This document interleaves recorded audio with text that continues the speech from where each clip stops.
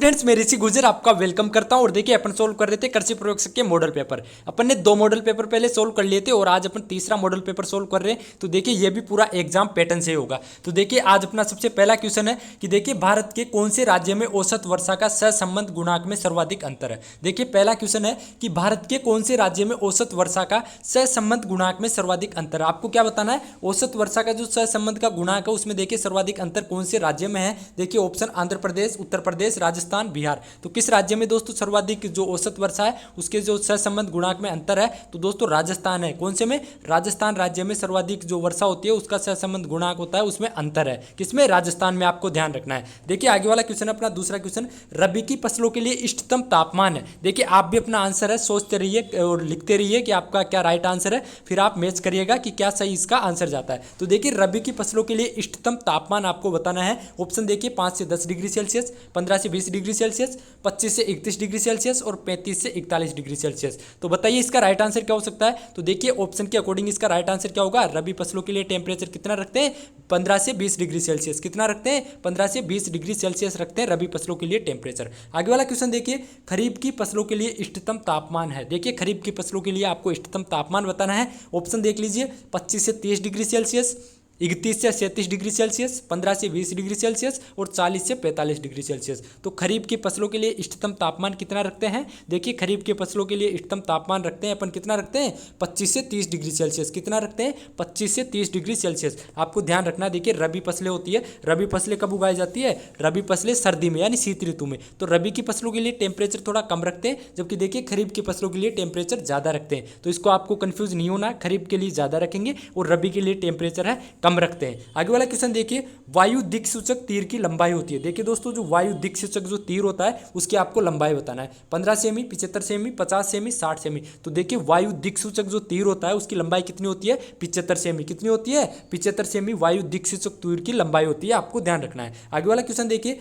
किस पोषक तत्व की अधिकता से फसल पर कीट व बीमारियों का आक्रमण बढ़ जाता है। ऐसा कौन सा पोषक तत्व है जिसकी अधिकता हो जाती है? तो देखिए, फसलों पर कीट व बीमारियों का प्रकोप बढ़ जाता है। तो बताइए इनमें से। देखिए, नत्रजन, फास्फोरस, पोटास, लोहा। तो इसका क्या होगा राइट आंसर? इसका राइट आंसर होगा नत्रजन। यानी दोस्तों, यदि नाइट्रोजन की मात्रा पौधे में बढ़ जाएगी तो देखिए पौधों पर कीट व बीमारियों का प्रकोप बढ़ जाएगा। तो आपको ध्यान रखना, नाइट्रोजन की मात्रा बढ़ जाएगी तभी देखिए कीट और बीमारियों का आक्रमण बढ़ेगा। आगे वाला क्वेश्चन देखिए, जिप्सम में कैल्शियम कितने प्रतिशत होता है। देखिए, जिप्सम में आपको कैल्शियम बताना है। फर्स्ट ऑप्शन है 29.2 और सेकंड ऑप्शन है 35.7 और देखिए तीसरा ऑप्शन है 22.9 और देखिए जो लास्ट वाला ऑप्शन है यह है 23.5। कितना है? 23.5 है। यहाँ पे थोड़ा सा मिस प्रिंटिंग है। तो देखिए, लास्ट वाला ऑप्शन कितना? 23.5। अब बताइए जिप्सम में कैल्शियम कितना होगा। फर्स्ट ऑप्शन 29.2, सेकंड 35.7 और देखिए तीसरा 22.9 और चौथा ऑप्शन है 23.5। तो अब बताइए इसका राइट आंसर क्या होगा। जिप्सम में कैल्शियम कितना होता है? जिप्सम में कैल्शियम होता है 23.5%। कितना? 23.5%। कितना होता है?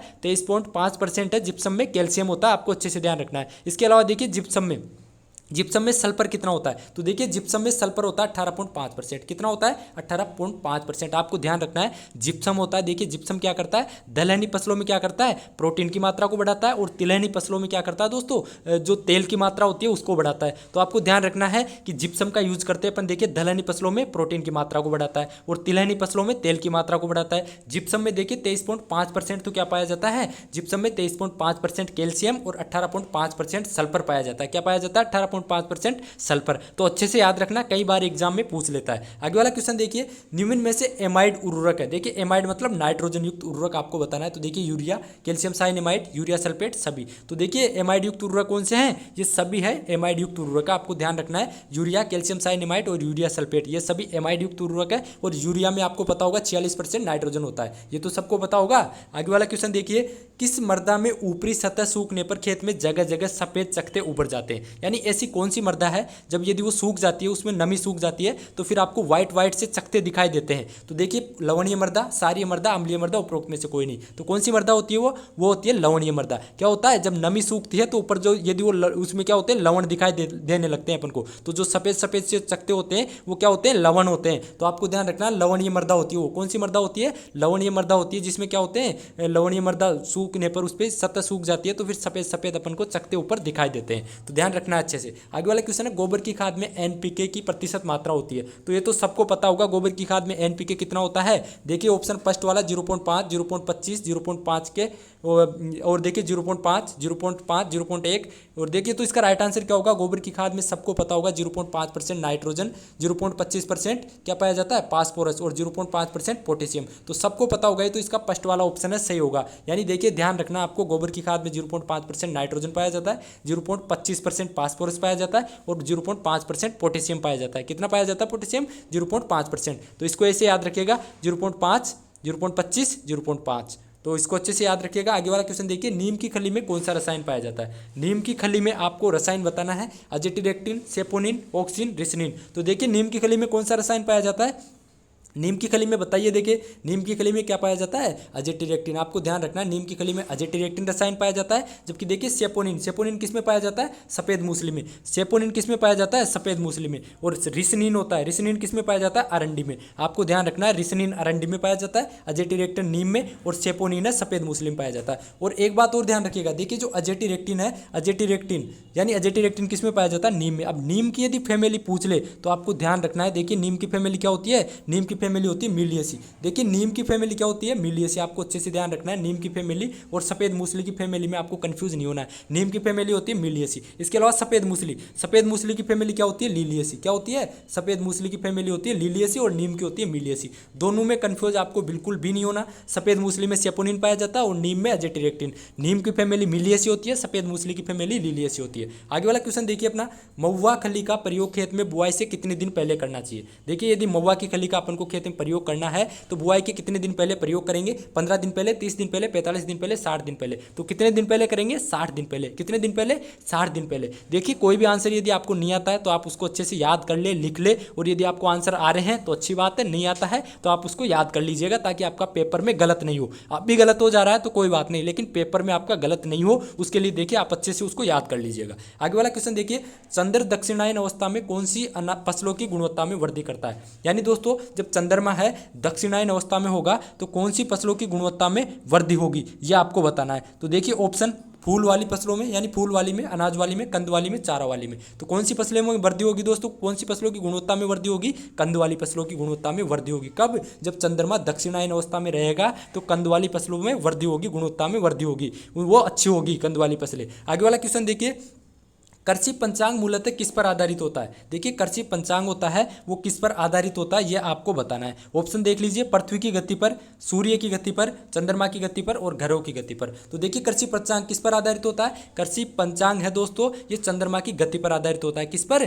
चंद्रमा की गति पर आधारित होता है कृषि पंचांग। आगे वाला क्वेश्चन देखिए, हरी खाद बनाना, पलटना व सिंचाई करने का उपयुक्त समय है। देखिए हरी खाद बनाना, पलटना व सिंचाई करने का उपयुक्त समय आपको बताना है। जब चंद्र उत्तरायण में हो, जब चंद्र दक्षिणायन में हो, जब पूर्णिमा हो या अमावस्या हो। तो देखिए कौन सा उपयुक्त समय है सिंचाई करने का, बताइए। देखिए आप सोचिए इसका आंसर क्या हो सकता है। तो देखिए इसका राइट आंसर क्या होगा? चंद्र दक्षिणायन। कब? जब चंद्र दक्षिणायन अवस्था में होगा तो हरी खाद बनाने का वो उपयुक्त समय है और फसल पलटने का उपयुक्त समय और सिंचाई करने का उपयुक्त समय है जब चंद्र दक्षिणायन अवस्था में होगा। देखिए दोस्तों अपना आगे वाला क्वेश्चन है, भारत में जाइकोग्रामा बाइकलराटा मित्र कीट का प्रयोग किस खरपतवार को नष्ट करने में किया जा रहा है। किसका? जाइकोग्रामा बाइकलराटा मित्र कीट है, इसका प्रयोग किस वीड को नष्ट करने में किया जा रहा है। अब आपको पता होगा जाइकोग्रामा बाइकलराटा क्या है? मित्र कीट है और इसको देखिए विदेश से अपन क्या करें? आयात किए हैं। तो बताइए देखिए गाजर घास, जलकुंभी, लेंटाना कैमरा, नागफनी। तो किसको नष्ट करने में यूज किया जा रहा है दोस्तों? जाइकोग्रामा बाइकलराटा मित्र कीट का। किसका? गाजर घास को नष्ट करने में। गाजर घास जो वीड है उसको नष्ट करने में जाइकोग्रामा बाइकलराटा मित्र कीट का यूज किया जा रहा है। और देखिए इसको मेक्सिको से आयात करे थे। कहाँ से? आपको ध्यान रखना है ये भी कि देखिए जाइकोग्रामा बाइकलराटा है, इसका जो मित्र कीट है ये जाइकोग्रामा बाइकलराटा है दोस्तों, ये मित्र कीट है। इसको देखिए गाजर घास के लिए अपन आयात किए थे मेक्सिको से। आगे देखिए जलकुंभी है, तो देखिए जलकुंभी, जलकुंभी है, जलकुंभी के लिए कौन सा अपन मित्र कीट है आयात किए थे। तो देखिए क्या करे थे? निकोटियाना बुर्ची। कौन सा? निकोटियाना बुर्ची दोस्तों जो मित्र कीट है उसको आयात करे थे। कहाँ से दोस्तों? निकोटियाना बुर्ची, आपको ध्यान रखना है। और दोस्तों यूएसए से। कहाँ से? यूएसए से आयात किए थे। किसके लिए? जलकुंभी के लिए। जलकुंभी के लिए निकोटियाना बुर्ची। क्या? निकोटियाना बुर्ची। और कहाँ से? यूएसए से। आगे देखिए क्या है? Lantana camera. लेंटाना कैमेरा है, इसके लिए देखिए मेक्सिको से आयात करे थे। कौन सा? कौन सा मित्र कीट किए थे मेक्सिको से? मेक्सिको से देखिए लेंटाना कैमरा के लिए क्रोसोडोसोमा लेंटाना। कौन सा? आपको ध्यान रखना, देखिए क्रोसोडोसोमा लेंटाना जो मित्र कीट है उसको अपन मेक्सिको से आयात किए थे, किसके लिए? लेंटाना कैमेरे के लिए। इसको ध्यान रखना है आपको, क्रोसोडोसोमा लेंटाना। जब देखिए इसे समझ लेना आप, लेंटाना आ रहा तो इसमें भी लेंटाना आ रहा है। और आगे देखिए नागफनी है, नागफनी के लिए देखिए कौन सा मित्र कीट अपन आयात किए थे, तो देखिए नागफनी के लिए डेक्टाइलोपियन ओपेंसी, कौन सा? डेक्टाइलोपियंस ओपेंसी है, ये अपन आयात करे थे कहाँ से? श्रीलंका से। तो ध्यान रखना पूर्व का श्रीलंका से दोस्तों इसको आयात करे थे, किसको? जो नागफनी है, नागफनी वीड है, इसको नष्ट करने के लिए डेक्टाइलोपियन ओपेंसी नामक जो मित्र कीट है इसको अपन आयात किए थे। तो दोस्तों इनके पूरे के मित्र कीट आपको ध्यान रखना है, गाजर घास का जाइकोग्रामा बाइकलराटा, जलकुंभी का क्या हो गया? निकोटियाना बुर्ची, और लेंटाना कैमरा का क्या हो गया? लेंटाना कैमरा का क्रोसोडोसोमा लेंटाना, और नागफनी का क्या हो गया? नागफनी का हो गया डेक्टाइलोपियंस ओपेंसी श्रीलंका से। तो इन सबको आपको अच्छे से ध्यान रखना है, पूछ लेते हैं कई बार। देखिए सोयाबीन में प्रोटीन व तेल का प्रतिशत, ये तो सबको पता होगा, 30-35, 30 से 15, देखिए 30% प्रोटीन और 15% तेल। इसके बाद 50-40, 20-40 और 40-20। तो देखिए पहले क्या आ रहा है? प्रोटीन। तो प्रोटीन कितनी पाई जाती है? 40%, और तेल कितना? 20%। तो आपको ध्यान रखना है सोयाबीन में 40 से 42% तो क्या पाया जाता है? प्रोटीन, और 20 से 22% क्या पाया जाता है? तेल। तो आपको अच्छे से इनको ध्यान रखना है। आगे वाला क्वेश्चन देखिए, प्रथम कृषि विज्ञान केंद्र कहाँ स्थापित किया गया था? देखिए प्रथम कृषि विज्ञान केंद्र बताना आपको, जयपुर, पांडिचेरी, पंतनगर, लखनऊ। तो प्रथम कृषि विज्ञान केंद्र कहाँ पे स्थापित किया गया था? सबको पता होगा, नहीं पता तो चलो देखिए, प्रथम कृषि विज्ञान केंद्र है पांडिचेरी में स्थापित किया गया था। कब? 1974 में। कब? 1974 में प्रथम कृषि विज्ञान केंद्र पांडिचेरी में स्थापित किया गया था। इसके अलावा यदि राजस्थान की बात करें तो राजस्थान में देखिए, भारत में तो कहाँ स्थापित किया गया था? 1974 में पांडिचेरी में। कहाँ? 1974 में पांडिचेरी में। जबकि भारत राजस्थान में कहाँ किया गया था? 1976 में दोस्तों, राजस्थान में फतेहपुर सीकर में। कहाँ पे? राजस्थान में। ध्यान रखना, राजस्थान में पूछ ले तो फतेहपुर सीकर में प्रथम कृषि विज्ञान केंद्र है, स्थापित किया गया था। कब? 1976 में। कब? 1976 में। और देखिए पंतनगर में क्या है? पंतनगर में प्रथम कृषि विश्वविद्यालय कहाँ पे है दोस्तों? प्रथम कृषि विश्वविद्यालय पंतनगर उत्तराखंड में है। और इसके अलावा देखिए अभी बात करें अपन, अभी टोटल कितने कृषि विज्ञान केंद्र है प्रेजेंट में? तो 743। कितने हैं? 743 के लगभग कृषि विज्ञान केंद्र है। राजस्थान की बात करें तो राजस्थान में 44 कृषि विज्ञान केंद्र है। कितने हैं राजस्थान में? 44। भारत में कितने हैं? 743। आपको ध्यान रखना, देखिए पूछ ले कि भारत में टोटल कितने कृषि विज्ञान केंद्र है, तो 743। राजस्थान में पूछ ले 44। और एक क्वेश्चन और ध्यान रखना, देखिए राजस्थान का ऐसा कौन सा कृषि विज्ञान केंद्र है जो आईसीआर के अंडर में आता है? तो कौन सा है? पाली। पाली में जो कृषि विज्ञान केंद्र है वो देखिए आईसीआर के अंडर में आता है। आईसीआर के अंडर में कौन सा आता है? पाली में जो कृषि विज्ञान केंद्र है वो। तो देखिए टोटल आपको ध्यान रखना है, राजस्थान में कितने कृषि विज्ञान केंद्र है? 44। भारत में 743। और प्रथम राजस्थान का कृषि विज्ञान केंद्र कौन सा है? फतेहपुर सीकर में है। और भारत का प्रथम कृषि विज्ञान केंद्र पांडिचेरी में। कब बना था? 1974 में। तो ये सब आपको ध्यान रखना है। आगे वाला क्वेश्चन देखिए, रेगिस्तान का सागवान किसे कहते हैं? देखिए रेगिस्तान का सागवान आपको बताना है। तो देखिए रेगिस्तान का सागवान रोहिड़ा, खेर, खेजड़ी, आड़ू, किसे कहते हैं? रोहिड़ा को रेगिस्तान का सागवान कहते हैं। विटामिन डी पाया जाता है दूध, गेहूं, मक्का, बाजरा। तो सबको पता होगा विटामिन डी वैसे किस में पाया जाता है? सूर्य की धूप होती है उसमें अपन को सर्वाधिक विटामिन डी मिलता है। लेकिन देखिए ऑप्शन के अकॉर्डिंग इसमें क्या सही होगा? डी, यानी दूध। दोस्तों दूध होता है, दूध में देखिए विटामिन डी पाया जाता है। क्या पाया जाता है? दूध में विटामिन डी पाया जाता है। तो आपको ध्यान रखना है दूध में विटामिन डी पाया जाता है। आगे वाला क्वेश्चन देखिए, पायरिला कीट मुख्यतः किस फसल को हानि पहुंचाता है? पायरिला कीट किसका है दोस्तों? गन्ने का है। आपको सबको पता होगा पायरिला कीट गन्ने को नुकसान पहुंचाता है। पेनिसिलिन किससे निकाला जाता है? पेनिसिलिन देखिए खुम्ब, खंबीर, फफूंद, शैवाल। तो देखिए पेनिसिलिन होता है, ये किससे निकाला जाता है? फफूंद से। किससे? पेनिसिलिन है फफूंद या कवक से निकाला जाता है। किससे? पेनिसिलिन, फफूंद से। आगे वाला क्वेश्चन देखिए आप, 22वां क्वेश्चन है, पुष्कर अजमेर में व्यावसायिक खेती की जाती है। पुष्कर अजमेर में किसकी व्यावसायिक खेती की जाती है? गेंदा जाफरी, गुलाब एडवर्ड, मोगरा मोती और चमेली डबल। तो किसकी खेती की जाती है? गुलाब एडवर्ड। पुष्कर अजमेर में गुलाब एडवर्ड की खेती की जाती है। आगे वाला देखिए 23वां क्वेश्चन है, वह पौधा जिसके बीजों का उपयोग डीजल बनाने में किया जाता है। ऐसा कौन सा पौधा है जिसका उपयोग देखिए डीजल बनाने में किया जाता है? तो सबको पता होगा सफेद मूसली, अरंडी, रतनजोत, सोनामुखी। कौन सा पौधा है वो? देखिए रतनजोत। रतनजोत है, रतनजोत के जो बीज होते हैं उनका उपयोग बायोडीजल या डीजल बनाने में किया जाता है। रतनजोत का दोस्तों बोटेनिकल नेम क्या होता है? Jatropha Kirkus. क्या होता है? जेट्रोफा कर्कस इसका बोटेनिकल नाम होता है। और इसकी फैमिली क्या होती है? यूफोरबिएसी। तो आपको ध्यान रखना है रतनजोत का जो बीज होते हैं उनका क्या किस में यूज करते हैं अपन? बायोडीजल बनाने में। अच्छे से ध्यान रखना, डीजल बनाने में किसका यूज करते हैं? रतनजोत का। आगे वाला क्वेश्चन देखिए, आम के प्रसारण की विधियों का समय अनुसार सही क्रम है। देखिए किसके अनुसार? समय के अनुसार सही क्रम है। आम की जो प्रसारण की विधि है उनका देखिए विनियर ग्राफ्टिंग, इनार्चिंग, स्टोन या एपिकोटाइल ग्राफ्टिंग। तो देखिए ऑप्शन देखिए, पहले या ऐसे कैसा आएगा, या फिर पहले तीसरे नंबर का, फिर दूसरे का, फिर फर्स्ट का, या फिर सेकंड, फर्स्ट, थर्ड। तो दोस्तों देखिए इनके अकॉर्डिंग क्या सही होगा? देखिए ऐसा क्वेश्चन भी आपको पूछ लेता है। तो देखिए पहले इनको पढ़ना अच्छे से, फिर इनमें नीचे देखना है कि फर्स्ट नंबर पे क्या आएगा, सेकंड नंबर पे क्या आएगा। क्रम पूछ रहा है दोस्तों किसके समय के अनुसार। तो देखिए इसका राइट आंसर क्या होगा, इसका राइट आंसर होगा दोस्तों थर्ड वाला। क्या होगा, थर्ड वाला। यानी पहले क्या करते हैं, इनार्चिंग, फिर क्या करते हैं, विनियर ग्राफ्टिंग, और फिर क्या करते हैं, स्टोन या इपिकोटाइल ग्राफ्टिंग। तो आपको अच्छे से ध्यान रखना है, आम में सबसे पहले क्या करेंगे, इनार्चिंग, फिर क्या करेंगे, विनियर ग्राफ्टिंग, फिर स्टोन या इपिकोटाइल ग्राफ्टिंग। ये दोस्तों समय के अनुसार सही क्रम है आम में प्रसारण का। आगे वाला क्वेश्चन देखिए, केले का तना कहलाता है, केले का तना क्या कहलाता है, सबको पता होगा, राइजोम या सकर्स। क्या कहलाता है केले का तना, राइजोम या सकर्स कहलाता है, सबको पता होगा, क्या बोलते हैं, राइजोम या सकर्स। आगे वाला क्वेश्चन देखिए, प्रथम प्राकृतिक साइटोकाइनिन किसमें खोजा गया था। देखिए प्रथम प्राकृतिक साइटोकाइनिन किसमें खोजा गया था वो आपको बताना है। तो देखिए नारियल में कोकिन, मक्का में जियाटिन, और मटर में जीन, गेहूं में ग्लूटिन।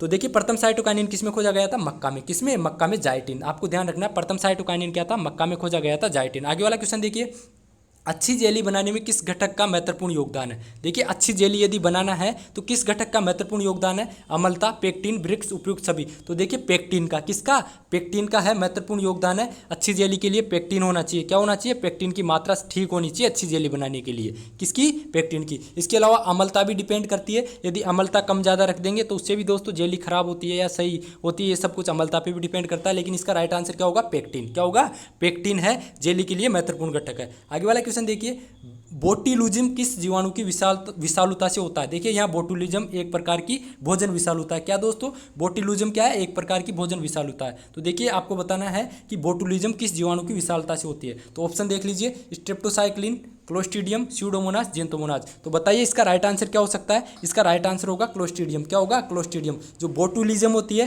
ये किस जीवाणु की विशालता से होती है, क्लोस्ट्रीडियम से। आगे वाला क्वेश्चन देखिए, शुष्क फलों का सेब किसे कहा जाता है। शुष्क फलों का सेब किसे कहा जाता है, सेब, अमरूद, लीची, अमरूद, बेर। तो देखिए शुष्क फलों का जो सेब है बेर को कहा जाता है। किसे कहा जाता है, शुष्क फलों का जो सेब है बेर को कहा जाता है। अच्छे से आपको ध्यान रखना है। आगे वाला क्वेश्चन देखिए, तांबे की कमी से कौन सा रोग होता है। देखिए तांबे की कमी से आपको रोग बताना है, उकठा रोग, उल्टा रोग या डायबेक रोग, पात गलन रोग और सभी। तो देखिए तांबे की कमी से डायबेक रोग होता है, कौन सा, आपको कॉपर की कमी से डायबेक रोग होता है, कौन सा, डायबेक रोग होता है। आगे वाला देखिए, खड़ा पानी कौन सी फसल को सर्वाधिक हानि पहुंचाता है। खड़ा फसल कौन सी फसल को सर्वाधिक नुकसान पहुंचाता है, केला, बील, पपीता, अंगूर। तो किस फसल को सर्वाधिक नुकसान पहुंचाता है खड़ा पानी, तो ये पहुंचाता है पपीता को। किसको, पपीता को सर्वाधिक नुकसान पहुंचाता है कौन, खड़ा पानी। पपीता में दोस्तों क्या हो जाता है, उस पर क्या हो जाता है, यदि अपन खड़ा पानी देंगे तो उसमें आद्रगलन बीमारी लग जाएगी। कैसी, आद्रगलन। तो आपको ध्यान रखना है, खड़ा पानी पपीता को नुकसान पहुंचाता है। आगे वाला क्वेश्चन देखिए, CIAH कहाँ स्थित है। देखिए CIAH आपको बताना है, CIAH का मतलब केंद्रीय शुष्क बागवानी संस्थान। क्या बताना है, केंद्रीय शुष्क बागवानी संस्थान बताना है। ये कहाँ है, बेंगलोर, लखनऊ, बीकानेर, दिल्ली। तो देखिए CIAH कहाँ पे है, ये है दोस्तों बीकानेर में। कहाँ पे, केंद्रीय शुष्क बागवानी संस्थान। कहाँ पे, CIAH का मतलब शुष्क बागवानी संस्थान, केंद्रीय शुष्क बागवानी संस्थान बीकानेर में। आगे वाला क्वेश्चन देखिए, बेर में फूल आने का समय कौन सा है। बेर में फूल आने का आपको समय बताना है, फरवरी मार्च, सितंबर अक्टूबर, जून जुलाई और दिसंबर जनवरी। तो देखिए बेर में फूल आने का उपयुक्त समय कौन सा है, बताइए। बेर में फूल आने का उपयुक्त समय सितंबर अक्टूबर। कौन सा है, सितंबर अक्टूबर बेर में फूल आने का उपयुक्त समय। आगे वाला क्वेश्चन देखिए, आजकल मच्छर मारने की दवा तथा टमाटर बैंगन की फसल में सूत्रकृमि के प्रभाव को कम करने के लिए कौन से पुष्प पौधे का उपयोग किया जा रहा है। तो बताइए इसका राइट आंसर क्या होगा। देखिए क्या है, दोबारा देखिए, आजकल मच्छर मारने की दवा तथा टमाटर बैंगन की फसल में सूत्रकृमि के प्रभाव को कम करने के लिए कौन से पुष्पी पौधे का उपयोग किया जा रहा है। दोस्तों आपको पता होगा कि अपन जो फसल लगाते हैं तो एक पौधा लगाते हैं, उसके बाहर किसके लिए, रक्षक के लिए, फ्रांस जो क्रॉप होती है फ्रेंच, उसके लिए, फांस के लिए, यानी जो कीट है वो उस पर रुक जाए। तो कौन सा पौधा, वो गेंदा, गुलाब, गुलदाउदी, चमेली। तो कौन सा पौधा, गेंदा। गेंदा आपको पता होगा, टमाटर लगाते हैं तो टमाटर से पहले गेंदे की कुछ पंक्तियां लगा देते हैं, जिससे कि जो टमाटर के कीट है वो गेंदे पर ही रुक जाए, टमाटर को नुकसान नहीं पहुंचाए। गेंदा क्या करता है, कीटों को आकर्षित कर लेगा जो टमाटर की कीट है। तो किसके लगाते हैं, गेंदे को। ध्यान रखना है, गेंदा जो पुष्प पौधा उसका यूज करते हैं। कौन सी साग राजस्थान में वर्ष भर उगाई जा सकती है। ऑप्शन देखिए, मूली, फूल गोभी, लहसुन, करेला। तो कौन सी साग को राजस्थान में वर्ष भर उगा सकते हैं इनमें से। देखिए ऑप्शन के अकॉर्डिंग इसका राइट आंसर होगा मूली। मूली की जो साग है उसको अपन वर्ष भर उगा सकते हैं। आगे वाला क्वेश्चन देखिए, सौंदर्य प्रसाधन में काम में लाया जाने वाला पौधा है। सौंदर्य प्रसाधन में कौन सा पौधा काम में लाया जाता है, ग्वारपाठा, सदाबहार, लाल कनेर, बोगनविलिया। तो कौन सा पौधा काम लाते हैं, ग्वारपाठा। आपने कई बार यूज भी किया होगा, सौंदर्य प्रसाधन में किसका यूज करते हैं, ग्वारपाठे का। आगे वाला क्वेश्चन देखिए, आम्रपाली आम की संकर किस्म में कतार इंटू पौधे की दूरी रखते हैं। देखिए दोस्तों आम्रपाली उसकी R इंटू P बतानी है, तो सबको पता होगा 10 मीटर, 2.5 मीटर, 5 मीटर, 15 मीटर। तो देखिए आम्रपाली की R इंटू P कितनी रखते हैं, 2.5 इंटू 2.5 मीटर। कितनी रखते हैं, 2.5 इंटू 2.5 मीटर। आगे वाला क्वेश्चन देखिए, कौन सा सा पौधा अपने जीवन काल में एक ही बार फल देता है? तो कौन सा पौधा है ऐसा? केला। केला है अपने जीवन काल में केवल एक ही बार फल देता है। आगे वाला क्वेश्चन देखिए, राजस्थान में किस प्रकार की जलवायु पाई जाती है? तो राजस्थान की जलवायु शीतोष्ण, उष्ण, उपोष्ण व शुष्क मिश्रित। तो राजस्थान की जलवायु कैसी है? उपोष्ण व शुष्क यानी सब ट्रॉपिकल। आपको ध्यान रखना है राजस्थान की जलवायु उपोष्ण व शुष्क यानी सब ट्रॉपिकल प्रकार की। आगे वाला क्वेश्चन देखिए, इमली के फल में कौन सा अम्ल पाया जाता है? इमली में कौन सा अम्ल पाया जाता है? टार्ट्रिक, साइट्रिक, हाइड्रोसाइनिक और मेलिक। यहाँ पे मेलिक है दोस्तों, क्या है? मेलिक है, यहाँ पे गेलिक नहीं है, मेलिक अम्ल है। तो बताइए इमली के फल में कौन सा अम्ल पाया जाता है? इमली में पाया जाता है टार्ट्रिक अम्ल। कौन सा? इमली में टार्ट्रिक पाया जाता है। जबकि साइट्रिक किस में पाया जाता है? नींबू संतरा, जो सिट्रस फ्रूट होते हैं उनमें साइट्रिक पाया जाता है। जबकि मेलिक अम्ल सेव में पाया जाता है। मेलिक किस में पाया जाता है? सेव में। तो आपको ध्यान रखना है इमली में टार्ट्रिक अम्ल पाया जाता है। आगे वाला क्वेश्चन देखिए, भेड़ की नस्ल जो अधिक पथरीली एवं राजस्थान की मरुभूमि में आसानी से लंबा सफर तय कर लेती है? जैसलमेरी, चोकला, मालपुरी, मारवाड़ी। तो कौन सी नस्ल है ऐसी जो पथरीली जमीन में आसानी से चल लेती है, लंबा सफर तय कर लेती है? कौन सी नस्ल है ऐसी भेड़ की? तो वो है मारवाड़ी। कौन सी? मारवाड़ी है। और ये नस्ल देखिए बीमारियों के प्रतिरोधी नस्ल है मारवाड़ी। तो आपको ध्यान रखना मारवाड़ी नस्ल है, ये लंबी दूरी तय कर लेती है, पथरीले रास्ते में भी चल लेती है। और चोकला होती है, देखिए चोकला सबसे अच्छी ऊन देती है राजस्थान के लिए, राजस्थान की मेरिनो के नाम से भी जाना जाता है चोकला को। आगे वाला क्वेश्चन देखिए, यूरोपीय नस्ल की गायों में यौनारंभ उम्र है? देखिए जो यूरोपियन नस्ल की गाय होती है उनमें यौनारंभ कब होता है वो बताना। 10 से 11 माह, 30 से 36 माह, 20 से 30 माह और 11 से 24 माह। तो देखिए जो यूरोपीय नस्ल की गाय होती है उनमें यौनारंभ कब होता है? 11 से 24 माह की उम्र में। कब? 11 से 24 माह में हो जाता है। आगे वाला क्वेश्चन देखिए, जो मुर्गियां मांस उत्पादन हेतु पाली जाती है वह क्या कहलाती है? देखिए जो मुर्गियां मांस के लिए पाली जाती है उन्हें क्या कहते हैं? लेयर्स, ग्रोवर्स, ब्रॉयलर और कोई नहीं। तो देखिए जो मुर्गियां मांस के लिए पाली जाती है उन्हें क्या कहा जाता है? ब्रायलर। क्या कहा जाता है? ब्रायलर। और जो अंडे के लिए पाली जाती है उन्हें लेयर्स कहा जाता है। दोनों को अच्छे से ध्यान रखना, लेयर्स और ब्रायलर्स। आगे वाला क्वेश्चन देखिए, क्रीम का अपेक्षित घनत्व होता है। क्रीम का आपको अपेक्षित घनत्व बताना है। ऑप्शन देख लीजिए, 0.560, 0.930 और 1.028 और 1.032। तो बताइए क्रीम का अपेक्षित घनत्व कितना होता है? क्रीम का अपेक्षित घनत्व कितना होगा? 0.930। कितना? 0.930 है क्रीम का अपेक्षित घनत्व होता है। आगे वाला क्वेश्चन देखिए, ब्यूटायरोमीटर का उपयोग करते हैं। देखिए ब्यूटायरोमीटर का उपयोग किसमें करते हैं? तो आपको सबको पता होगा ब्यूटायरोमीटर का उपयोग किसमें करते हैं। देखिए अम्लीयता परीक्षण में, अपेक्षित घनत्व ज्ञात करने में, वसा परीक्षण में और दूध में मिलावट हेतु किसमें करते हैं?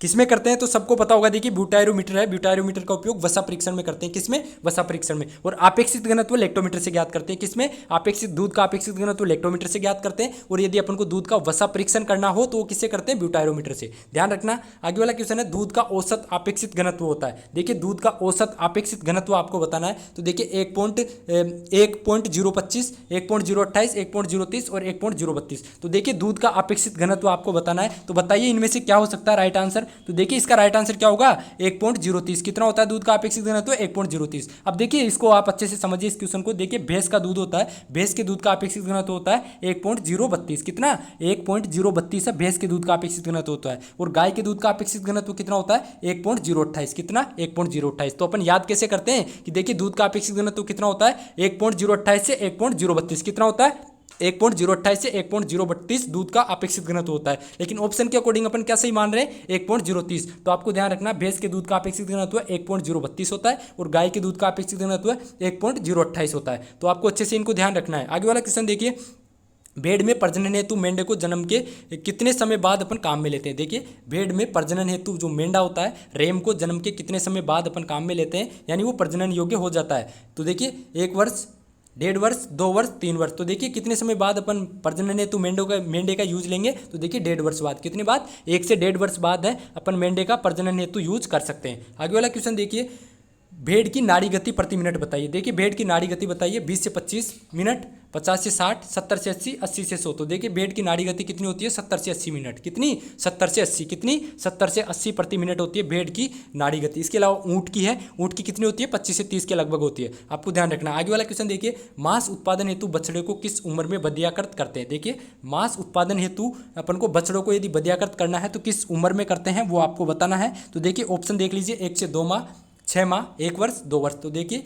मांस उत्पादन हेतु बछड़ों को बधियाकृत 1 से 2 माह में करते हैं। कब? 1 से 2 माह की उम्र में बछड़ों को बधियाकृत कर देते हैं मांस उत्पादन के लिए। आगे वाला क्वेश्चन देखिए, अंडे देने वाली मुर्गी को प्रकाश की प्रतिदिन कितनी आवश्यकता होती है? 6 घंटे, 10 घंटे, 12 घंटे, 14 घंटे। तो कितनी आवश्यकता होती है? 14 घंटे। कितनी? 14 से 16 घंटे प्रकाश की आवश्यकता होती है। अंडे देने वाली जो मुर्गियां होती है उनको प्रतिदिन 14 से 16 घंटे प्रकाश की आवश्यकता होती है। तो इसका राइट आंसर 14 घंटे। आगे वाला क्वेश्चन देखिए, टीजर बुल कहलाता है। टीजर बुल सबको पता होगा किसे कहते हैं? नसबंदी कृत सांड को। किसे कहते हैं? नसबंदी नसबंदी करते सांड को टीजर बुल कहते हैं। सबको पता होगा नसबंदी करते जो सांड होता है उसको अपन टीजर बुल बोलते हैं। आगे वाला क्वेश्चन देखिए, किस माह में भेड़ में प्रजनन नहीं होता? तो देखिए ऑप्शन जनवरी फरवरी मार्च अप्रैल मई जून जुलाई अगस्त। तो किस माह में भेड़ में प्रजनन नहीं होता? तो जनवरी फरवरी माह में। कब? जनवरी फरवरी माह में भेड़ में प्रजनन नहीं होता। आगे वाला क्वेश्चन देखिए, अंडे का औसत वजन, अंडे का औसत वजन बताना है। तो 50 ग्राम, 55 ग्राम, 57.5 ग्राम, 60 ग्राम। तो अंडे का औसत वजन कितना होता है? 60 ग्राम। कितना? 58 से 60 ग्राम। कितना होता है अंडे का औसत वजन? 58 से 60 ग्राम। तो इसका राइट आंसर क्या होगा? 60 ग्राम। आगे वाला क्वेश्चन देखिए,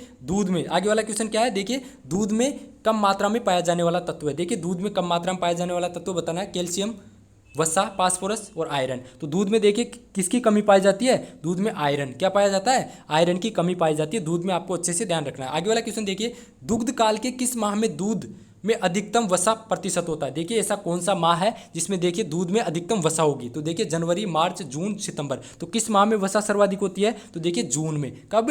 जून में है वसा सर्वाधिक होती है। आगे वाला क्वेश्चन देखिए, दूध को अगर 18 घंटे तक रख दिया जाए तो कितने प्रतिशत वसा दूध की सतह पर आ जाएगी? देखिए दूध को कितने 18 घंटे के लिए रख दे तो कितनी प्रतिशत वसा है सतह पर आ जाएगी, ऊपर आ जाएगी? 18%, 25%, 45%, 60%। कितनी? 60% है लास्ट वाला ऑप्शन। तो देखिए 60% वसा है, यदि दूध को अपन 18 घंटे के लिए रख दें तो 60% वसा है वो आ जाएगी ऊपर। कितनी? 60% वसा है सतह पर आ जाएगी। आगे देखिए, गाय के दूध में भैंस के दूध की अपेक्षा क्या ज़्यादा पाया जाता है? तो देखिए गाय के दूध में भैंस के दूध की अपेक्षा क्या ज़्यादा पाया जाता है? कैसिन, वसा, कैरोटीन, सभी। तो देखिए गाय के दूध में कैरोटीन ज़्यादा पाया जाता है। किसकी तुलना में? भैंस के दूध की तुलना में गाय के दूध में कैरोटीन की मात्रा ज़्यादा पाई जाती है। आगे वाला क्वेश्चन देखिए, भेड़ में प्रजनन की क्रिया कहलाती है। तो देखिए भेड़ में प्रजनन की क्रिया कपलिंग, टपिंग, सर्विंग कोई नहीं। तो भेड़ में प्रजनन की क्रिया क्या कहलाती है? भेड़ में प्रजनन की क्रिया टपिंग कहलाती है। स्पेशली याद रखना, भेड़ में प्रजनन की क्रिया क्या होती है? टपिंग। उसके अलावा कपलिंग किस में होती है? सुअर में जो प्रजनन की क्रिया होती है उसे कपलिंग कहते हैं, भेड़ में टपिंग कहते हैं। बाकी सर्विंग किसे कहते हैं?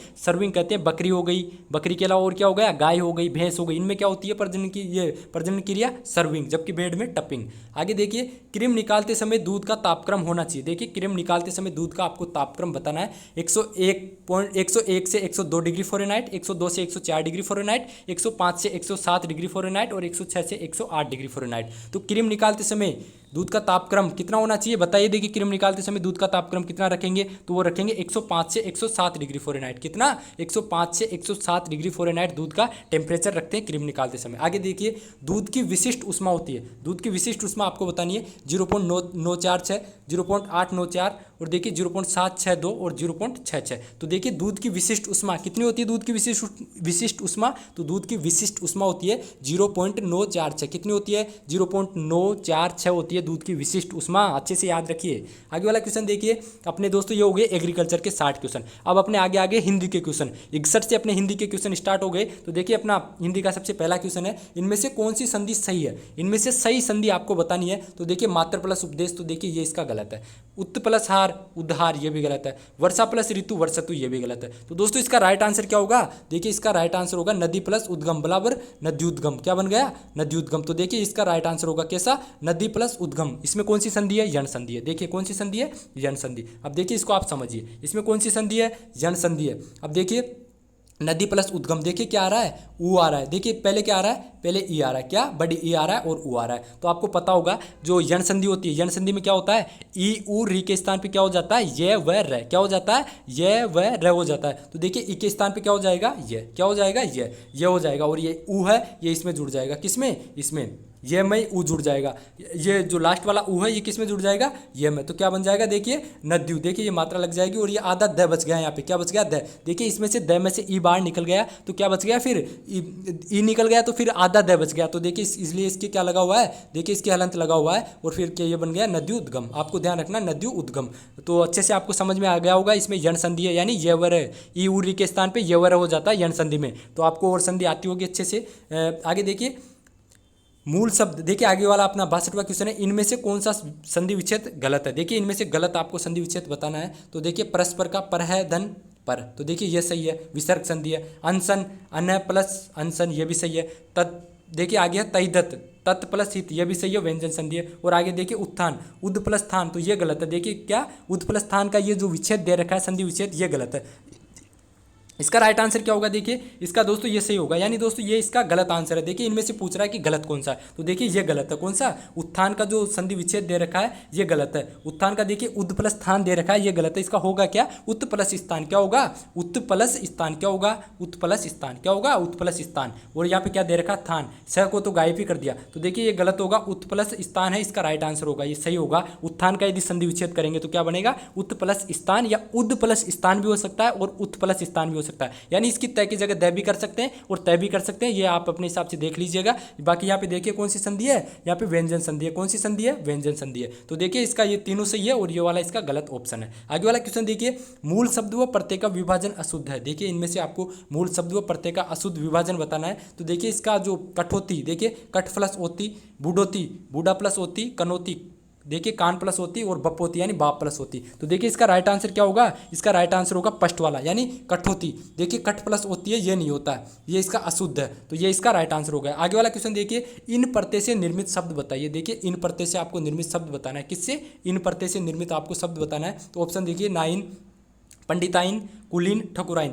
तो इन प्रत्यय से, केवल इन प्रत्यय से बताना है, तो राइट आंसर क्या होगा? कुलीन। कुलीन है ये इन प्रत्यय से निर्मित शब्द है। क्या? कुलीन है ये इन प्रत्यय से निर्मित शब्द है। आगे वाला क्वेश्चन देखिए, तुलसीकृत सामासिक पद में कौन सा समास है? देखिए तुलसीकृत, करण तत्पुरुष, क्रम तत्पुरुष, संप्रदान तत्पुरुष और अपादान तत्पुरुष। तो देखिए तुलसीकृत, तो तुलसीकृत में कौन सा समास है? करण तत्पुरुष, यानी तुलसी के द्वारा लिखित। आपको पता होगा करण, करण का जो चिन्ह होता है, कारक चिन्ह क्या होता है? से के द्वारा। तो देखिए तुलसी के द्वारा, तुलसी के द्वारा लिखित, यानी तुलसीकृत यानी तुलसी के द्वारा। तो इसका राइट आंसर क्या हो जाएगा? करण तत्पुरुष है इसमें तुलसीकृत में। तो तुलसीकृत में कौन सा समास है? करण तत्पुरुष। आगे वाला देखिए, किस क्रमांक में कलश कुलिस शब्द का सही अर्थभेद है? तो देखिए घड़ा कुटिल, घड़ा वर्ज और वर्ज कठोर, और देखिए लोटा अत्याचारी। तो देखिए इसका राइट आंसर क्या होगा? कलश और कुलिस का अर्थ क्या होता है? देखिए कलश का मतलब होता है घड़ा, कलश का मतलब घड़ा, और कुलिस का मतलब होता है वज्र। क्या होता है? वज्र। तो इसका राइट आंसर हो जाएगा ब वाला। आपको ध्यान रखना है, कलश का मतलब होता है घड़ा और कुलिस का मतलब होता है वज्र। आगे वाला क्वेश्चन देखिए, किस क्रमांक में आकाश का पर्यायवाची नहीं है? देखिए इनमें से आकाश का पर्यायवाची किसमें नहीं है वो बताना है। व्योम, शून्य, दिव, विभु। तो किसमें नहीं है? विभु में आकाश का पर्यायवाची नहीं है, बाकी इन तीन में आकाश का पर्यायवाची है। आगे वाला क्वेश्चन देखिए, कौन सा क्रम सटीक नहीं है? इनमें से देखिए कौन सा क्रम है जो सटीक नहीं है यानी गलत है? तो देखिए कठोर का कोमल सही है, पंडित का विद्वान ये गलत है, धनात्मक का ऋणात्मक ये सही है, दाखिल का खारिज ये सही है। तो देखिए पंडित, पंडित का क्या होता है? मूर्ख होता है। पंडित का विलोम शब्द क्या होता है? मूर्ख, और इसमें दे रखा विद्वान, तो ये गलत हो जाएगा। आगे वाला क्वेश्चन देखिए, पुरोगामी का विलोम होगा। देखिए पुरोगामी का आपको विलोम बताना है। पश्चगामी, ऊर्ध्वगामी, पतनगामी, अपूर्ण। तो देखिए पुरोगामी, पुरोगामी का विलोम क्या होगा दोस्तों? पुरोगामी का विलोम होगा पश्चगामी। क्या होगा? पुरोगामी का विलोम हो जाएगा पश्चिगामी। आगे वाला क्वेश्चन देखिए, निम्न में से कौन सा शब्द शुद्ध है? देखिए इनमें से आपको शुद्ध शब्द बताना है। उन्नति, उन्नति बड़ा है, उन्नति और उन्नति। तो देखिए इनमें से आपको देख लीजिए, इन पूरों में से ये सब दे रखे हैं, इनमें सभी में से देखिए शुद्ध कौन सा है? उन्नति, उन्नति, देखिए सभी आप देख लीजिए आराम से। तो इसमें से राइट आंसर क्या होगा? इसका राइट आंसर होगा देखिए जो लास्ट वाला है उन्नति, ये वाला सही है। यानी देखिए एक बार आधा न आएगा, फिर पूरा न, और छोटी ई की मात्रा आएगी उन्नति में। तो देखिए उन्नति ऐसे लिखते हैं, आप अच्छे से देखिए लिख के प्रैक्टिस कर लीजिएगा। उन्नति ऐसे लिखते हैं, बाकी ये सब है ये गलत है। कैसे? ये सब गलत है, लास्ट वाला इसका सही है उन्नति। आगे देखिए, किस क्रमांक के वाक्य में सही विराम चिन्ह लगा है? देखिए इनमें से किस वाक्य में सही विराम चिन्ह लगा है? राम, विषमयादिबोधिक चिन्ह लगा हुआ है, तुम अब सो जाओ। वाह आप खूब है। आगे देखिए, श्याम तुम आ गए। अध्यक्ष जी हमारी बात सुनिए। तो देखिए जैसे आप वाक्य को पढ़ेंगे तो आपको पता चल जाएगा। तो देखिए इसका राइट आंसर क्या होगा? राम तुम अब सो जाओ। क्या होगा इसका राइट आंसर? किस क्रमांक के वाक्य में सही विराम चिन्ह लगा है? तो देखिए इसमें सही विराम चिन्ह लगा है राम अब तुम सो जाओ। क्या? राम तुम अब सो जाओ। तो ये वाक्य सही है, इसमें सही विराम चिन्ह लगा हुआ है। आगे वाला क्वेश्चन देखिए, जिसको सिद्ध करने के लिए अन्य प्रमाण की जरूरत न हो उस वाक्यांश के लिए एक शब्द। देखिए जिसको सिद्ध करने की जरूरत नहीं हो उसको अपन क्या बोलते हैं? स्वयं सिद्ध। क्या बोलते हैं? जिसको सिद्ध करने की जरूरत नहीं हो उसको अपन बोलेंगे स्वयं सिद्ध। क्या बोलेंगे? स्वयं सिद्ध। आगे देखिए ग्रेचुइटी, क्या है ये? ग्रेचुइटी का हिंदी समक्ष अर्थ होगा। ग्रेचुइटी का आपको अर्थ बताना है। तो देखिए निर्वाह भत्ता, आदेश, अनुतोषिक और क्या है? लाभ। तो देखिए ग्रेचुइटी का जो अर्थ होगा वो क्या होगा? पारिभाषिक शब्दावली में से देखिए क्वेश्चन है। तो देखिए ग्रेचुइटी का अर्थ क्या होता है? अनुतोषिक। अनुतोषिक का मतलब होता है उपहार। क्या होता है? उपहार। जो अनुतोषिक होता है उसको अपन उपहार भी बोलते हैं। तो आपको ध्यान रखना है। देखिए ग्रेचुइटी होता है उसका अर्थ होता है अनुतोषिक, और अनुतोषिक का मतलब होता है उपहार। आगे वाला क्वेश्चन देखिए, अक्कल के घोड़े दौड़ाना मुहावरे का सही अर्थ है। अक्कल के घोड़े दौड़ाना मुहावरे का अर्थ केवल कल्पना ही करते रहना, दार्शनिक की तरह बात करना, गंभीर चिंतन में पड़े रहना, घोड़े पर चढ़कर दौड़ना। तो अक्कल के घोड़े दौड़ाने मुहावरे का सही अर्थ क्या होगा? अक्कल के घोड़े दौड़ाना केवल कल्पना ही करते रहना, यानी काम कुछ नहीं करना, केवल सोचना। कि मेरे साथ ऐसे हो जाए। जैसे आप सोचे कि मैं कृषि पर्यवेक्षक बन जाऊं और मेहनत नहीं करेंगे तो नहीं बनेंगे यार, मेहनत करनी पड़ेगी तभी बनेंगे। तो देखिए इसका राइट आंसर क्या होगा, केवल कल्पनाएं करते रहने से कुछ नहीं होता, मेहनत करना पड़ेगा। अकल के घोड़े दौड़ाना यानी मेहनत करना। तो देखिए इसका क्या होगा, इसका राइट आंसर केवल कल्पनाएं करते रहना, इसका मुहावरे का अर्थ होगा क्या होगा, केवल कल्पनाएं करते रहना। आगे वाला क्वेश्चन देखिए, इमली के पात पर दंड पेलना लोकोक्ति का सही अर्थ होगा। देखिए इमली के पात पर दंड पेलना लोकोक्ति का सही अर्थ क्या है, बड़ा कार्य करना, सीमित साधनों से बड़ा कार्य करने का प्रयास, कठिन परिश्रम करना, उपयुक्त में से कोई नहीं। तो देखिए इमली के पात पर दंड पेलना, इसका मतलब क्या होगा, सीमित साधनों से बड़ा कार्य करने का प्रयास करना। क्या, सीमित साधनों से बड़ा कार्य करने का प्रयास करना होगा दोस्तों, इमली के पात पर दंड पेलना। आगे वाला क्वेश्चन देखिए, भारत का सबसे बड़ा राज्य कौन सा है। तो ये सबको पता होगा, भारत का सबसे बड़ा राज्य कौन सा है, राजस्थान। कौन सा है, भारत का सबसे बड़ा राज्य राजस्थान है, जिसका देखिए टोटल भारत के भौगोलिक क्षेत्रफल का कितना परसेंट हिस्सा है दोस्तों, राजस्थान का 10.4%। कितना, 10.4% क्षेत्रफल है राजस्थान का, टोटल भारत के क्षेत्रफल का। आगे वाला क्वेश्चन देखिए, राजस्थान का सबसे ऊंचा पर्वत शिखर कौन सा है। राजस्थान का सबसे ऊंचा दूसरा कौन सा, आपको देखिए ध्यान से देखिए, दूसरा और सबसे ऊंचा पर्वत शिखर बताना है। तो देखिए जरगा, गुरु शिखर, शेर, तारागढ़। तो कौन सा है सबसे दूसरा सबसे ऊंचा पर्वत शिखर बताना है। तो देखिए पहला कौन सा है, पहला गुरु शिखर है। पहला देखिए सबसे ऊंची पर्वत शिखर कौन सा है, गुरु शिखर। और दूसरा कौन सा है, शेर। दूसरा कौन सा है, शेर। अब इनकी ऊंचाई देख लीजिए, देखिए गुरु शिखर की तो है, कितनी है गुरु शिखर की ऊंचाई, 1722 मीटर। कितनी है, 1722 मीटर गुरु शिखर की। इसके अलावा शेर की कितनी है, शेर की है 1597। दूसरा सबसे ऊंचा पर्वत शिखर है और इसकी ऊंचाई कितनी है, 1597 मीटर है शेर की। तो आपको ध्यान रखना है, पूछ ले राजस्थान का दूसरा सबसे ऊंचा शिखर कौन सा है, तो शेर है। आगे वाला क्वेश्चन देखिए, राजस्थान के दक्षिण पूर्वी का भाग तापमान अधिक क्यों होता है। देखिए क्वेश्चन दोबारा देखिए, राजस्थान के दक्षिणी पूर्वी भाग का तापमान अधिक क्यों होता है। किसका, दक्षिणी पूर्वी भाग का जो तापमान है अधिक क्यों होता है। तो देखिए कर्क रेखा समीप से गुजरने के कारण, आर्द्र जलवायु का होना, काली मिट्टी का होना, अधिक वर्ष का होना। तो किसके लिए होती है, काली मिट्टी के लिए, क्योंकि यार दक्षिणी पूर्वी भाग है वहाँ पर क्या है, काली मिट्टी है। तो काली मिट्टी है तो देखिए तापमान भी अधिक होगा। किस लिए, काली मिट्टी में तापमान अधिक होता है। तो आपको ध्यान रखना, दक्षिणी पूर्वी भाग का तापमान अधिक क्यों होता है, क्योंकि वहाँ पे काली मिट्टी है। आगे वाला क्वेश्चन देखिए, कौन सी नदी चंबल की सहायक नदी है। देखिए चंबल की सहायक नदी बतानी है, पार्वती, कोठारी, बनास, सूखड़ी। तो कौन सी नदी है, सूखड़ी। कौन सी नदी है, सूखड़ी। अपनी देखिए ये जीके के क्वेश्चन चल रहे हैं, कितने से 75 से जीके के क्वेश्चन चल रहे हैं, 15 थे हिंदी के, वो हो गए। आगे देखिए तो कौन सी होगी, इसकी सूखड़ी, इसका राइट आंसर होगा। आगे वाला क्वेश्चन देखिए, संयुक्त राजस्थान का प्रधानमंत्री कौन था। संयुक्त राजस्थान का प्रधानमंत्री बताना है, पंडित जवाहरलाल नेहरू, माणिक्यलाल वर्मा, गोकुललाल आसावा और भीम सिंह। तो देखिए संयुक्त राजस्थान का प्रधानमंत्री कौन था, माणिक्यलाल वर्मा। कौन था, संयुक्त राजस्थान का प्रधानमंत्री माणिक्यलाल वर्मा। आगे वाला क्वेश्चन देखिए, आगे वाला क्वेश्चन है, कांतली नदी का उद्गम स्थल है। देखिए कांतली नदी का उद्गम स्थल आपको बताना है, खंडेला की पहाड़ियाँ सीकर, मंडरेला गांव झुंझुनू, हर्ष पहाड़ी सीकर और सामोद की पहाड़ी जयपुर। तो कौन सी है दोस्तों, इसका कांतली नदी का उद्गम, कांतली नदी का उद्गम है खंडेला की पहाड़ियाँ सीकर। कांतली नदी का उद्गम कहाँ से होता है, खंडेला की नदी, खंडेला की पहाड़ियाँ सीकर से। आगे वाला क्वेश्चन देखिए, निम्न में से कौन सी लोहा युगीन सभ्यता है। देखिए लोहा युगीन सभ्यता आपको बतानी है, नोहर सभ्यता, बालाथल सभ्यता, गणेश्वर सभ्यता और आहार सभ्यता। तो बताइए देखिए लोहा युगीन सभ्यता कौन सी है, नोहर सभ्यता। कौन सी है, नोहर सभ्यता है ये, देखिए लोहा युगीन सभ्यता। आगे वाला क्वेश्चन देखिए, मारवाड़ के किसानों की ओर जनता का ध्यान आकर्षित करने के लिए प्रकाशित पुस्तक है। देखिए मारवाड़ के जो किसान थे उनका ध्यान आकर्षित करने के लिए एक पुस्तक प्रकाशित की गई थी, वो पुस्तक आपको बतानी है। पोपाबाई की पोल, मरुधर मित्र, तरुण राजस्थान, उपरोक्त सभी। तो कौन सी पुस्तक थी वो, पोपाबाई की पोल। कौन सी, मारवाड़ के किसानों की, मारवाड़ के किसान है उनका ध्यान आकर्षित करने के लिए पोपाबाई की पोल नामक पुस्तक है, ये रचना की गई थी, प्रकाशित की गई थी। कौन सी पुस्तक की, पोपाबाई की पोल। आगे वाला 84 नंबर का अपना क्वेश्चन है कि देखिए चलो दिल्ली मारो फिरंगी का नारा किस छावनी के विद्रोहियों ने दिया था। चलो दिल्ली मारो फिरंगी का नारा, नसीराबाद छावनी, देवली छावनी, एरिनपुरा छावनी, नीमच छावनी। कौन सी छावनी ने, एरिनपुरा छावनी ने। कौन सी छावनी ने दिया था, एरिनपुरा छावनी ने। और क्या बोलते हैं इसको, देखिए एरिनपुरा छावनी को लीजियम, कौन सी, जोधपुर लीजियम भी बोलते हैं। क्या बोलते हैं, जोधपुर लीजियम। आपको ध्यान रखना, एरिनपुरा छावनी को क्या बोलते हैं, जोधपुर लीजियम भी बोलते हैं। क्या बोलते हैं, जोधपुर लीजियम। चलो दिल्ली मारो फिरंगी का नारा किसने दिया था, एरिनपुरा छावनी ने। आगे वाला क्वेश्चन देखिए, राजस्थानी भाषा को विश्व की भाषाओं में कौन सा स्थान प्राप्त है। देखिए राजस्थानी भाषा को विश्व की भाषाओं में कौन सा स्थान प्राप्त है, ये आपको बताना है। 7वां, 16वां, 11वां, 50वां। तो कौन सा स्थान प्राप्त है, 16वां स्थान प्राप्त है। कौन सा स्थान प्राप्त है, 16वां स्थान प्राप्त है राजस्थान की भाषा को विश्व की भाषाओं में।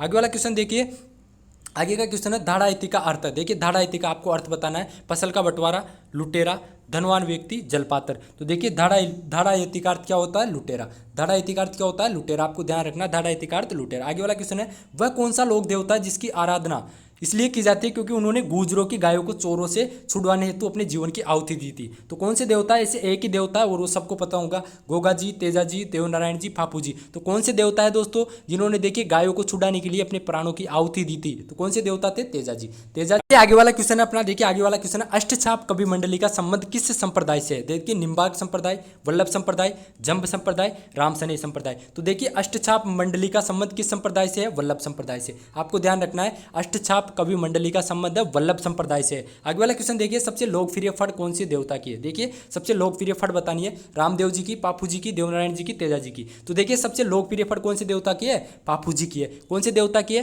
पापू जी की। और सबसे लंबी फड़ कौन से देवता की है? देवनारायण जी की। और देखिए आपको एक ये भी ध्यान रखना है कि देखिए सबसे लंबा गीत कौन से देवता का है? रामदेव जी का। देवताओं की बात करें तो सबसे लंबा गीत रामदेव जी का है, और देवियों की बात करें तो कौन सी माता का है? जीण माता का जो गीत है वो सबसे लंबा गीत है। तो इसका क्या होगा? सबसे लोकप्रिय फड़ कौन सी है?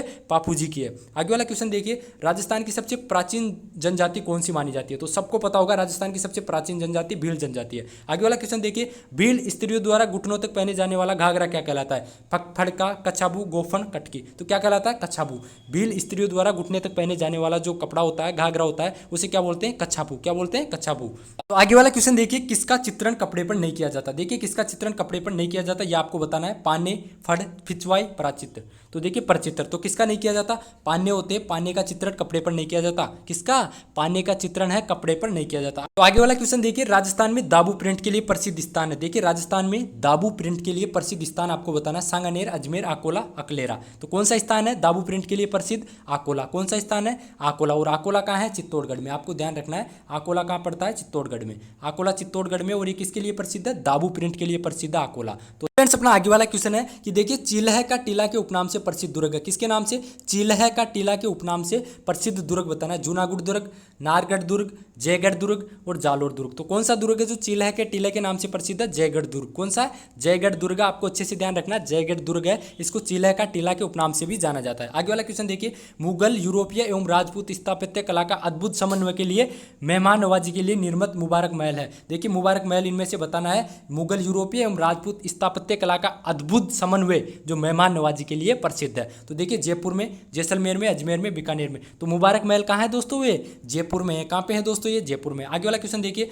दाह संस्कार के बाद मरे हुए व्यक्ति क्या है दोस्तों? आगे वाला क्वेश्चन 96 नंबर का क्वेश्चन है, दाह संस्कार के बाद मरे हुए व्यक्ति के पुत्रों द्वारा बाल देना क्या कहलाता है? देखिए दाह संस्कार के बाद मरे हुए व्यक्ति के पुत्रों द्वारा बाल देना क्या कहलाता है? उछाल, ओक, भदर, सातरवाड़ा। तो क्या कहलाता है? भदर। क्या कहलाता है? भदर कहलाता है। आगे वाला क्वेश्चन देखिए, सास बहू का मंदिर कहाँ प्रसिद्ध है? देखिए आगे वाला क्वेश्चन क्या है? सास बहू का मंदिर कहाँ स्थित है? तो देखिए सास बहू का मंदिर कहाँ पे है? नागदा उदयपुर में, बयाना भरतपुर में, कोथून कोटा में और किराड़ू बाड़मेर। तो सास बहू का मंदिर कहाँ पे है? सास बहू का मंदिर है नागदा उदयपुर में। कहाँ पे है? नागदा उदयपुर में सास बहू का मंदिर। आगे वाला क्वेश्चन देखिए, गेपरनाथ महादेव मंदिर स्थित है। देखिए गेपरनाथ मंदिर कहाँ पे स्थित है? अलवर, उदयपुर, सीकर, कोटा। तो देखिए जो गेपरनाथ महादेव का मंदिर है कहाँ पे है? ये गेपरनाथ महादेव का मंदिर कोटा में है। आपको अच्छे से ध्यान रखना, गेपरनाथ महादेव मंदिर कोटा में है। अगला क्वेश्चन है कि राजस्थान का ऐसा कौन सा जिला है जिसमें सर्वाधिक गांव है? क्या है दोस्तों? सर्वाधिक गांव वाला जिला बताना है। राजस्थान का श्री गंगानगर जिला। वो कौन सा है? श्री गंगानगर जिला है जिसमें देखिए सर्वाधिक गांव है। कौन से जिले में? श्री गंगानगर जिले में। आगे वाला क्वेश्चन देखिए, चांदोड़ी नामक चांदी का सिक्का किसके शासनकाल में प्रचलन में था? क्या?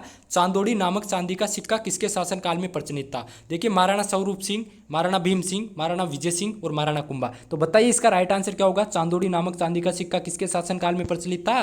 तो इसका राइट आंसर होगा फर्स्ट वाला ऑप्शन। क्या होगा? फर्स्ट वाला ऑप्शन। किसके शासनकाल में? महाराणा स्वरूप सिंह के शासनकाल में चांदोड़ी नामक चांदी का सिक्का प्रचलित था। तो दोस्तों ये हो गए अपने आज के मॉडल पेपर के टोटल क्वेश्चन। आप बताइएगा आपके कितने क्वेश्चन सही है, और यदि गलत जाते हैं तो कोई बात नहीं है, आप इनको सही अच्छे से याद कर लीजिएगा। और बाकी पुराने दूसरे मॉडल पेपर आप देखने चाहते हैं फर्स्ट सेकंड, तो वो देख लीजिएगा, उनका लिंक मैं डिस्क्रिप्शन में डाल दूंगा। और आगे अपन मॉडल पेपर सोल्व करेंगे। इतना ही आज की वीडियो में। जय हिंद, जय भारत।